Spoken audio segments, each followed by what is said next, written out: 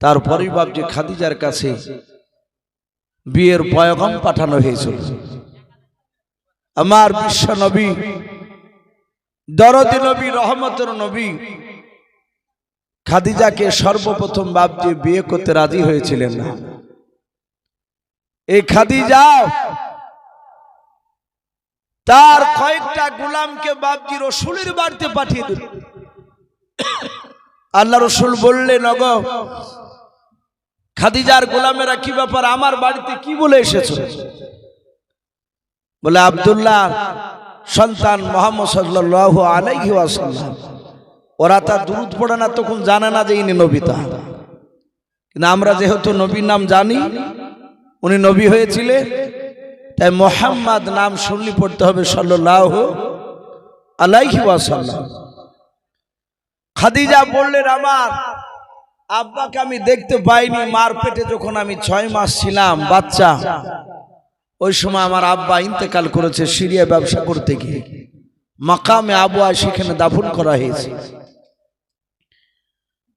নানার বাড়ি থেকে আসার পথে 6 বছর বয়সে আমার মা ইন্তেকাল করেছে। সেদিন থেকে আমার অভিভাবক গার্জেন হচ্ছে আমার চাচা আবু তলিব। ওগো খাদিজার গোলামেরা, আমার চাচা আবু তলিব যদি রাজি হয় তাকে জিজ্ঞাসা করো, সে বিয়ে করতে বলে করবো, নাহলে করবো না। খাদিজার গোলামেরা ছুটে এসে আবু তলিবকে এসে বলল, নবী চাচাকে, হে আবু তলিব মোড়ল, যে মেয়েটা খাদিজা, যে এত বড় ব্যবসায়ী, যার ব্যবসাকে দেখা করার জন্য 1200 গোলাম কাজ করে, সেই খাদিজাতুল কুবরা আপনার ভাতিজা মুহাম্মদ সাল্লাল্লাহু আলাইহি ওয়াসাল্লামকে বিয়ের পয়গাম দিয়ে পাঠিয়েছে। সে বিয়ে করবে, আপনি যদি অনুমতি দেন তবে হবে বিয়ে, নাহলে বিয়ে করার অনুমতি না দিলে আর বিয়ে হবে না। খাদিজা, আবু তালিব চিন্তা করলো, আমার ভাতিজার সাথে যদি ওই খাদিজার বিয়ে হয়ে যায়, তাহলে খাদিজার যত ধন সম্পদের মালিক মুহাম্মদ সাল্লাল্লাহু আলাইহি ওয়াসাল্লাম হয়ে যাবে। আবু তালিব চিন্তা করলো, বুড়ো বয়সে আর হাঁটাহাঁটি লাগবে না, বুড়ো বয়সে আমাকে আর ব্যবসা করতে যাওয়া লাগবে না। আমার ভাতিজা যদি ধন সম্পদের মালিক হয়, তাহলে ব্যবসার ম্যানেজার আমাকে বানাবে, পায়ের উপর পা তুলে বাকি জীবনটা বয়সকালে আমার সুন্দর কাটবে।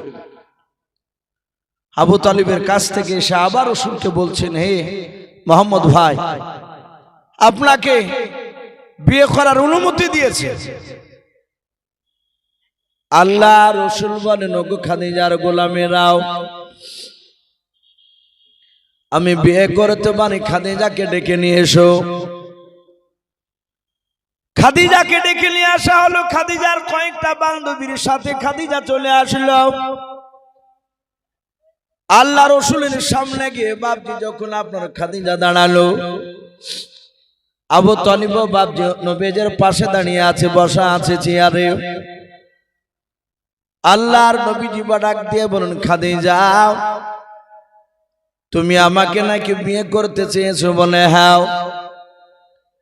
নবী বলেন, খাদিজা, তুমি অত বড় ধনাঢ্য ব্যক্তি খাদিজা, ও খাদিজা, আমি দেখেছি কয়েকদিন তোমার বাড়িতে গিয়ে কাজ করতে গিয়ে তুমি সোনার খাটে তুমি শুয়ে থাকা নারী। ওগো খাদিজা, আমি তো গরিব মানুষ, আমার আব্বা মা কেউ নাই।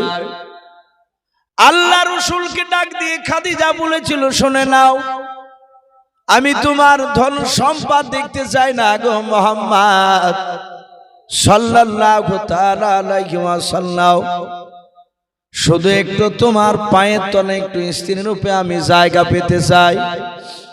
নবী বলেন, খাদিজা, আমাকে যদি বিয়ে করো তাহলে তুমি শুনে নাও, আমি 3টা শর্ত বলবো, বলো 3টা শর্ত তুমি আমার কবুল করবে কিনা? আবু তালিব পাশ থেকে বলছে, যে আবু তালিব ডাকতে বলছে, এই ভাতিজা, মুহাম্মদ সাল্লাল্লাহু আলাইহি ওয়াসাল্লাম, তুই পাগল নাকি? এই ওর যা ধন সম্পদ আছে, জমি জায়গা, টাকা পয়সা, বিল্ডিং, এই তিনটে শর্তের মধ্যে নিতে পারবি না। ও ভেবেছে সামান্য তিনটে শর্ত। আল্লাহ রাসূল চোখ দুটো লাল করে আবু তালিবের দিকে তাকিয়েছে। আবু তালিব দেখলো এই তো মুহাম্মদ সাল্লাল্লাহু আলাইহি ওয়াসাল্লামের চাউনিটাই তো খারাপ লাগছে, তাহলে আমি যেটা বলেছি এতে খুশি হয় না। যদি আমার ভাতিজা একবারই ঝাড়িয়ে দেয় যে বিয়ে করব না, তাহলে আমার ম্যানেজারি হওয়া এ পর্যন্তই শেষ।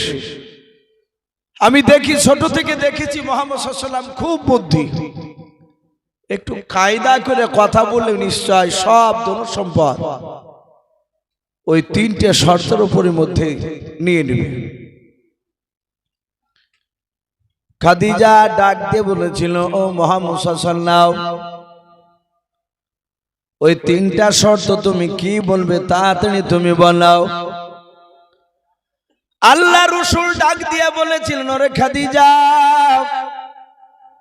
প্রথম নাম্বার শর্ত শুনে নাও, তোমার যত বিল্ডিং গুলো আছে। আবু তালিব মাথা নড়াচ্ছে এইভাবে, হ্যাঁ এবার কাজের কাজ করেছে, প্রথমে লিখে নিবে মনে হয়। আল্লাহ রাসূল ডাক দিয়া বলেন, খাদিজা,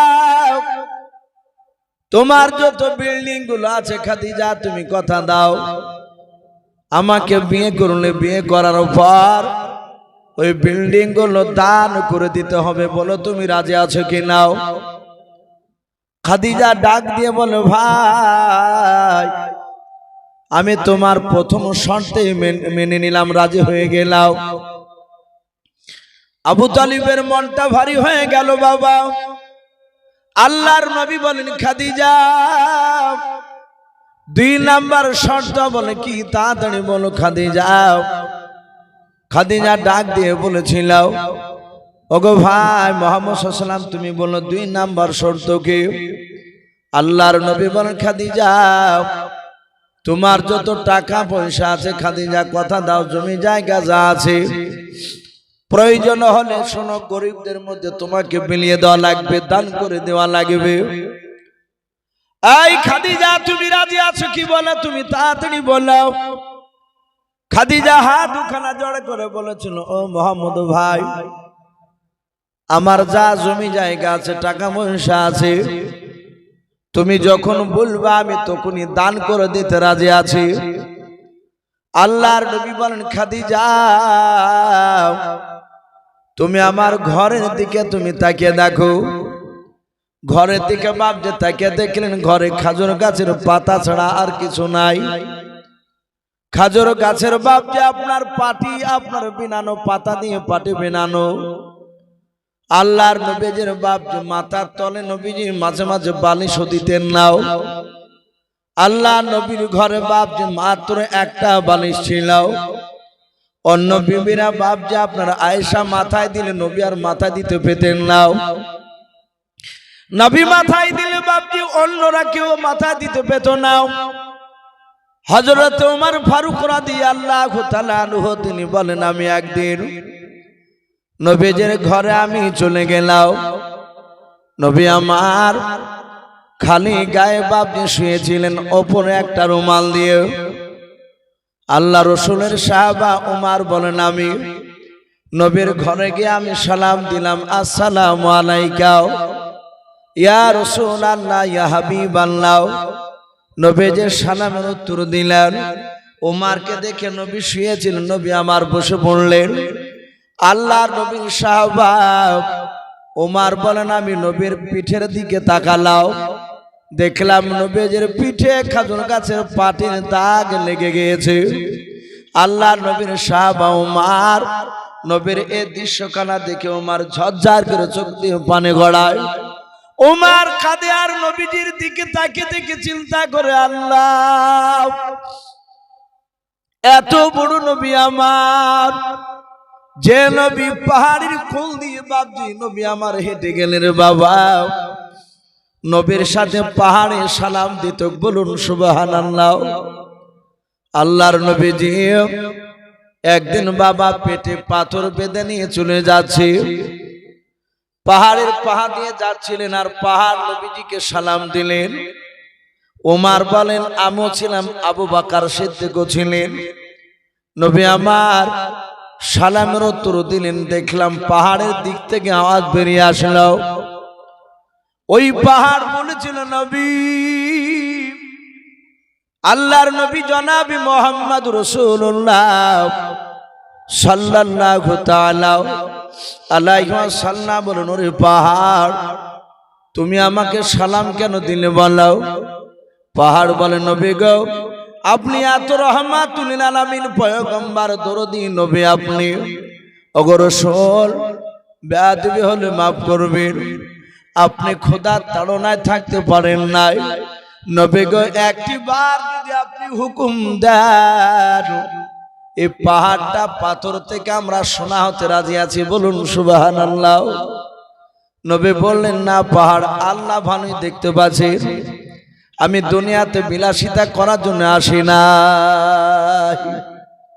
বাবজি, সেই রাসূল সাল্লাল্লাহু তাআলা আলাইহি ওয়াসাল্লাম ডাক দিয়ে নয়, উমর বলছেন, ওগো আল্লাহর রাসূল, কিছু যদি মনে না করে তাহলে খাজুর গাছের ছুবা আমি পিসাই করে মোলাম করে আমি আপনার জন্য একটা গাদলা নিয়ে এসে দিব, হুজুর গাদলা একটু আরাম করবে। নবী বলেন, ওমর কাছে এসো। কাছে ডেকে ওমরের মাথায় হাত দিয়ে বলেন, ওমর রে, আমি রহমতের নবী, আমি দুনিয়াতে বিলাসিতা করতে আসি না। ওমর বলছেন, আমি কাঁদতে লাগলাম হুজুরের ব্যবহার দেখে। আমার রাসূল বলেন, এই খাদিজা, ঘরের দিকে তাকিয়ে দেখো, কিছু দেখতে পাও কিনা? খাদিজা বলে, খাজুর গাছের পাতার পাটি, আর কিছু দেখতে পাইনি। বলে, আরেকবার তাকা। বলে, আবার তাকিয়ে দেখলাম।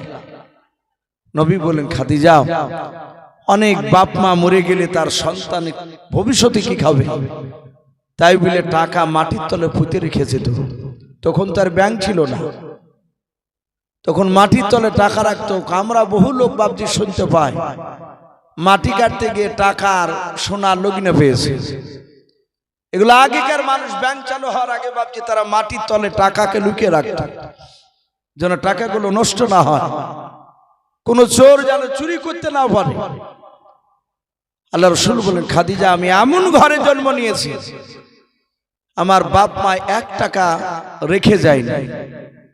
তুমি যদি আমাকে বিয়ে করতে রাজি হও, হয়তো আমি তোমাকে স্ত্রীর উপর গ্রহণ করে বাড়িতে নিয়ে আসলে 5 দিন 6 দিন 7 দিন করে হয়তো তোমাকে আমি খাবার জোগাড় করে দিতে পারবো না। এই খাদিজা, কথা দাও, তোমার উহু শব্দ যেন আমার কানে না আসে। খাদিজা কাঁদে আর বলে, 4-5 দিন কেন, আপনি 1 মাস 2 মাস 3 মাসও যদি না দেন, গোটা বছর যদি খেতে না দেন, খাদিজার মুখ থেকে উ শব্দ আপনার কানে পৌঁছাবে না, বলুন সুবহানাল্লাহ। আমি সব দান করে দিতে রাজি আছি। বাবজি, সেই খাদিজা রাসূলুল্লাহ সাল্লাল্লাহু তাআলা আলাইহি ওয়াসাল্লামে দিনকে বাবজি প্রচার করার জন্য সব ধন সম্পদ সব দান করে দিয়েছে। সেই খাদিজা, স্বামী রাসূল খাদিজা 4 দিন 5 দিন 8 দিন 10 দিন পর্যন্ত বাবজি নবীর চুলহাতে বাবজি আগুন জ্বলতো না, খাবার হতো না। হাসান হুসাইন, মা ফাতেমা জোহরার সন্তান, 3 দিন খাবার খেতে পাইনি। ফাতেমা বলল, যা, তোমার নানুর বাড়িতে গেলে নিশ্চয় কিছু খেতে দেবে।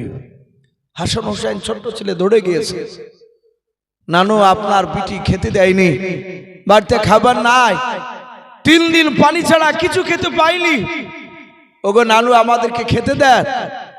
বিশ্বনবী এইভাবে জামাটা তুলে বললেন, দাদু ভাই, হে নানু ভাই, একটু তাকিয়ে দেখো, আমি 11 দিন খাবার খাইনি পানি ছাড়া। লাস্টে আল্লাহ রাসূলের 2টো আঙ্গুল হাসান হুসাইনের বাবজি মুখে বাবজি দিলেন। আমি প্রথমেই বলেছিলাম নবীর গোটা শরীরটা বরকতময়। হাসান হুসাইন বলেন, আমরা নানার 2 আঙ্গুলটা মুখে দিয়ে চুষলাম, পৃথিবীতে ওরকম স্বাদ মধু হয় না, বলুন সুবহানাল্লাহ। রাসূলের বাবজি এগুলো ছিল মুআজিজা। তাই ভাই, যেহেতু আমার পরে বাবজি আরো 2 জন বক্তা রয়েছে, বর্ধমান থেকে আরেকজন ভাই বসে আছে, আপনারা সকলেই বাপজি জানেন এটা আদায়ের জালসা মাদ্রাসা, অনেক টাকা আপনারা দান করেছেন, দেখেন সব বান্ডিল এখানে আছে। তো যাই হোক, প্রথম থেকে বাপজি অনেকে দিচ্ছিল, আমি বলছিলাম যে একটু কথা বলি, তারপর না হলে মানুষ বিরক্ত হয়ে যাবে। তাই বাপজি আমি আপনাদেরকে অনুরোধ করব, ওগো মা বোন, আপনাদেরকে আমি অনুরোধ করব, আপনারা যারা বসে আছেন বাপজি, আপনারা যারা বসে আছেন ইমানদার, আল্লাহ রসুল ইমানদারদেরকে বাপজি খাজুর গাছের সঙ্গে তুলনা করেছে। আমরা জানি খাজুর গাছ খুব উপকার এবং ধৈর্যশীল। খাজুর গাছ আপনার 1 বছর দেখবেন একদিক কাটবে, রস দেয়, পরের বছর দেখবেন তার অপর সাইড কাটে, তাও রস দেয়। গাছটা, খাজুর গাছটা দেখবেন তার চারিদিকে বাপজি কাটা, কিন্তু সে রাগ করে রস দেয় না তা না, ও দেয়। তারপর আবার মাথাটা কাটার পরও বাপজি নরম মেথিটাও বাপজি মানুষ খায়। খাজুর গাছের পাতা দিয়ে মানুষ অনেক কাজ করে। খাজুর গাছের বডিটাকে চিরে অনেকে বাপজি ঘরে লাগায়, ওই রাড়ের দিকে, কালি এলাকায় গেলে দেখতে পাবে। তাই নবীজি বলেছেন ইমানদাররা খাজুর গাছের মতো।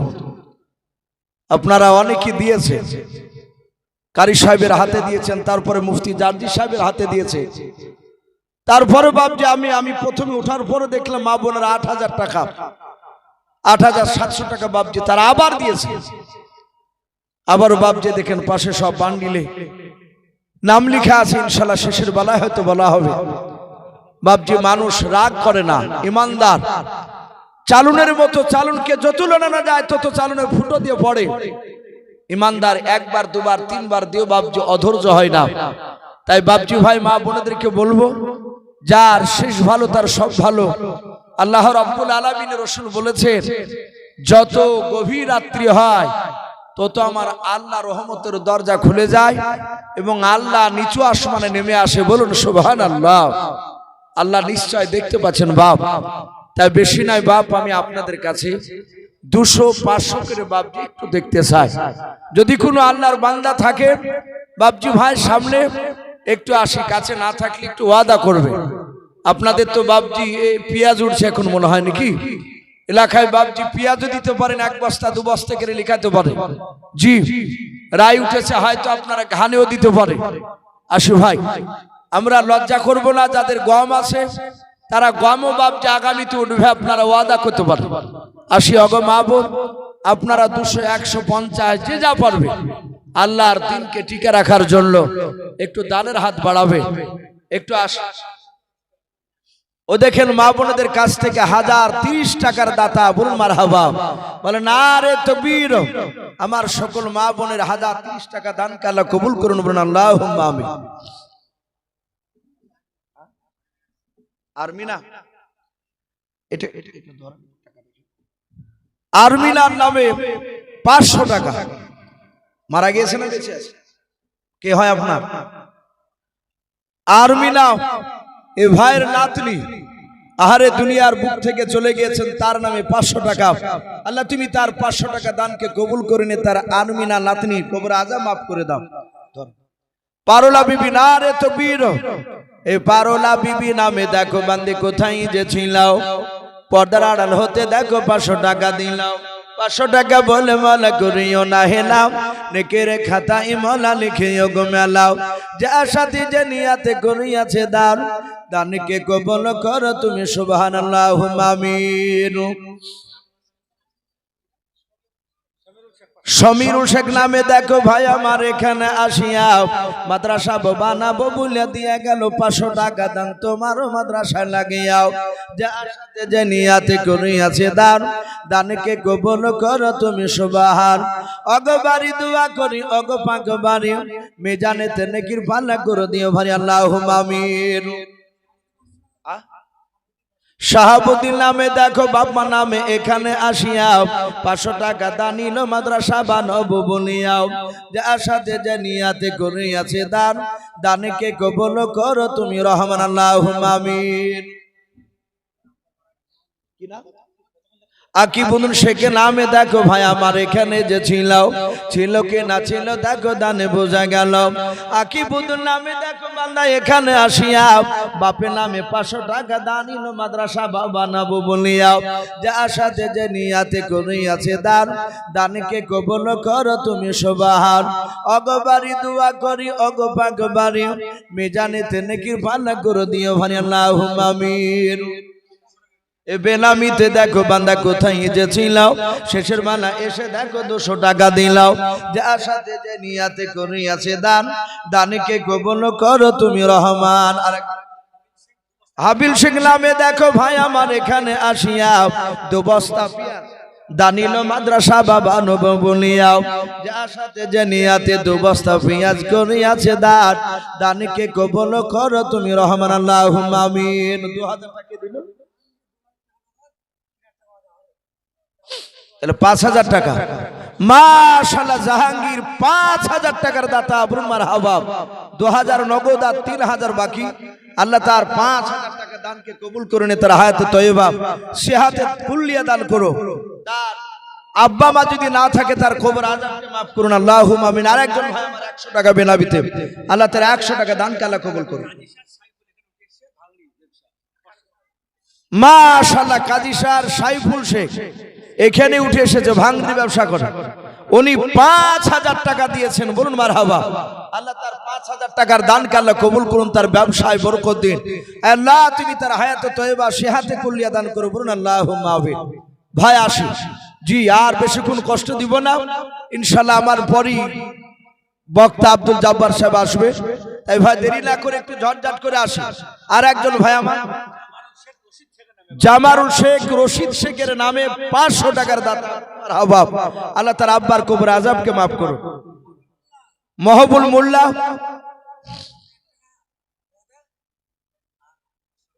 মহবুল মোল্লা 3500 টাকা, 500 টাকা নগদ আর 3000 টাকা ওয়াদা। রাকেশ 200 টাকা, আল্লাহ তার দানকে কবুল করুন। রহিবুল মোল্লা 2 বস্তা পেঁয়াজ, আল্লাহ তার পেঁয়াজকে কবুল করুন, আল্লাহ তুমি তার আত্মীয় স্বজন কবর আযাবকে maaf করুন। বান্দানগরের মহিবুল 1000 টাকা নগদ, বলুন মারহাবা। আল্লাহ তার 1000 টাকা দানকে আল্লাহ কবুল করুন, তার আত্মীয় স্বজন কবর আযাবকে maaf করুন আল্লাহুম্মা আমিন। শিবনগরের রহমান তার বাপের নামে 500 টাকার দাতা, আল্লাহ তুমি তার বাপের কবর আযাবকে তুমি maaf করে দাও, বলুন আল্লাহুম্মা আমিন। ভাই দেরি না করে একটু ঝটঝট করে আসি। মাশাআল্লাহ শেষ পর্যন্ত ইনশাআল্লাহ দান আপনারা দিয়ে যান, এটা ভালোই জানি, তাই দেরি না করে ভাই একটু আসি। আমার পরে আব্দুল জব্বার ভাই আছে, আব্দুর রাজ্জাক ভাই আছে, ইনশাআল্লাহ ভালো ভালো বক্তা এখনো রয়েছে ভাই, তাদেরও মুখ থেকে মূল্যবান কথা শুনতে হবে, যেহেতু রাত্রি প্রায় এদিকে 1:30 বাজতে চললো, তাই বাবজু ভাই দেরি না করে একটু তাড়াতাড়ি আসি। আর মা বোন, ওগো মা বোন, আপনাদেরও এখনো দান আর শেষের বেলাতে পাইনি, মা বোনদেরকে বলবো আপনারা একটু আসো, জি একটু আসি। মানে একভাবে হয়তো চাইলে আপনাদের কষ্ট হবে, বিরক্ত হতে পারে, এই জন্য আলহামদুলিল্লাহ মাদ্রাসার যারা শিক্ষক মন্ডলী আলহামদুলিল্লাহ খুব সুন্দরভাবে বাবজি পরিচালনা করছে। প্রতিটা বক্তায় হয়তো শেষের দিকে তারা মিনিট 10-15 করে চাইলে আলহামদুলিল্লাহ আল্লাহ বরকত দিবে, এতে যথেষ্ট হয়ে যাবে। তাই ইনশাআল্লাহ দেরি না করে একটু তাড়াতাড়ি আসে ভাই, একটু তাড়াতাড়ি আসে ইনশাআল্লাহ। আমার পরের বক্তা হয়তো রেডি হতে লেগেছে ভাই, তাই দেরি না করে একটু আসে।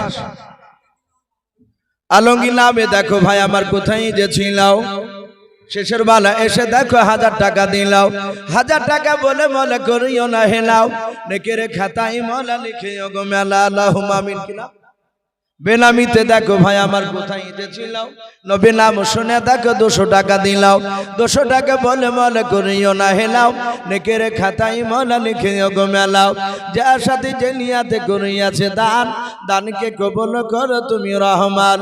ওগো বাড়ি দোয়া করি ওগো পাক রব্বানা, জান্নাতে খেলায়ও তুমি আঙ্গুর বেদান আল্লাহুম্মা আমিন। কাবিরুল নামে দেখো ভাই আমার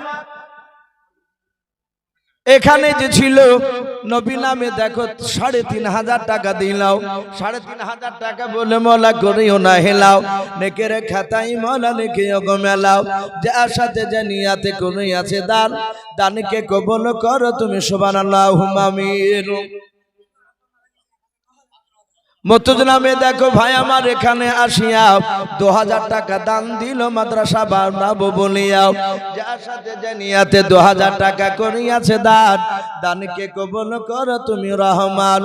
অগবারি দোয়া করি অগ পাক বাড়ি, মিজানেতে নেকির ভালো করে দিও ভারে, আরো দোয়া করি মোলা তাহার জন্যতে ঈমান আমানে রেখো তুমি দুনিয়ার বুকে আল্লাহুম্মা আমিন। বলে না রে তাকবীর।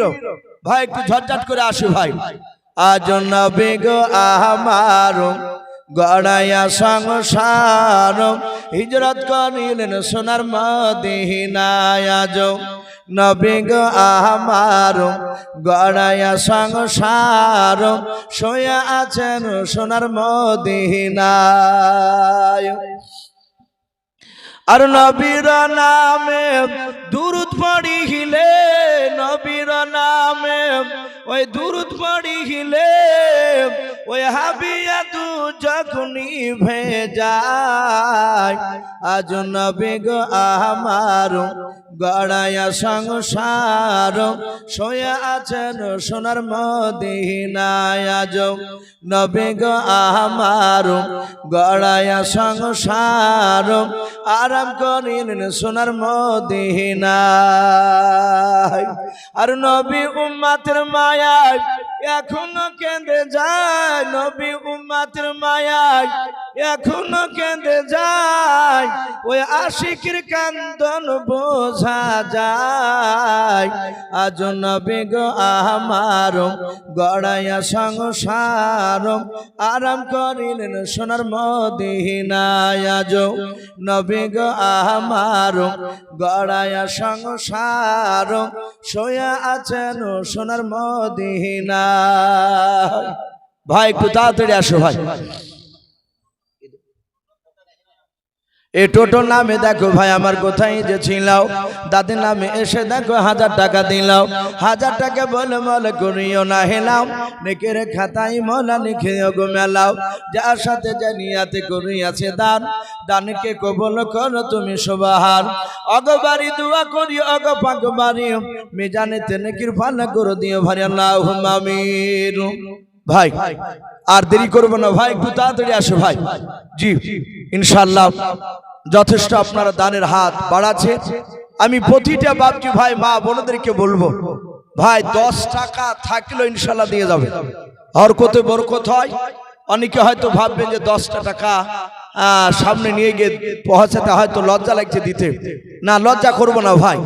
১০ টাকা ৫ টাকা থাকলে ইনশাআল্লাহ দিবে আল্লাহ রাব্বুল আলামিন, ওটা আপনার কবুল করে নেবেন। তাই বাপজি লজ্জা করবো না।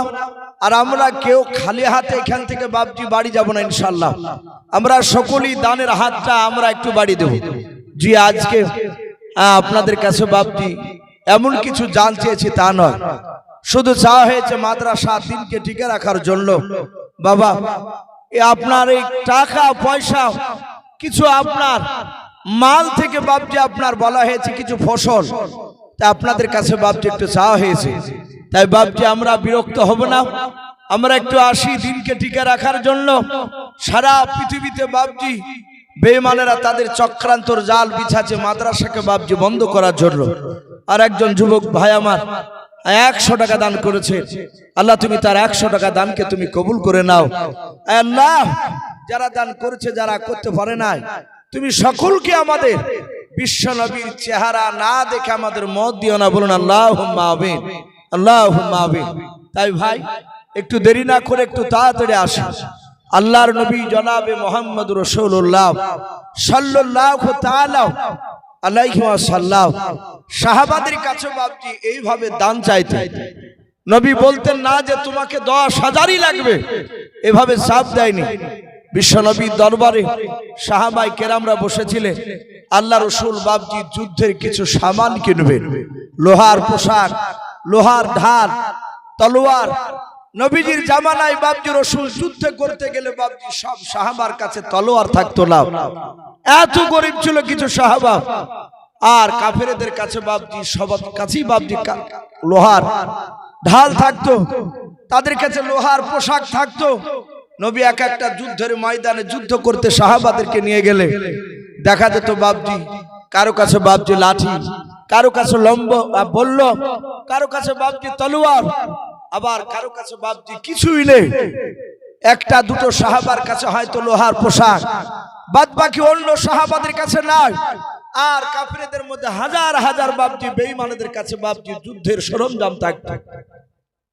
নবী দরবারে দাঁড়িয়ে সাহাবাদেরকে বলেছিলেন, ওগো সাহাবা, তোমরা যে যা পারবে আজকে বাড়ি থেকে তোমরা ধন সম্পদ মাল টাকা পয়সা নিয়ে এসে বাইতুল, এই মাল যেখানে ফান্ড জমা করা হয়েছে, এই বাইতুল মাল যেখানে জমা করা হয়, এই জায়গাতে তোমরা কি করো, কিছু টাকা পয়সা মাল নিয়ে সেখানে কেন জমা রেখে দাও।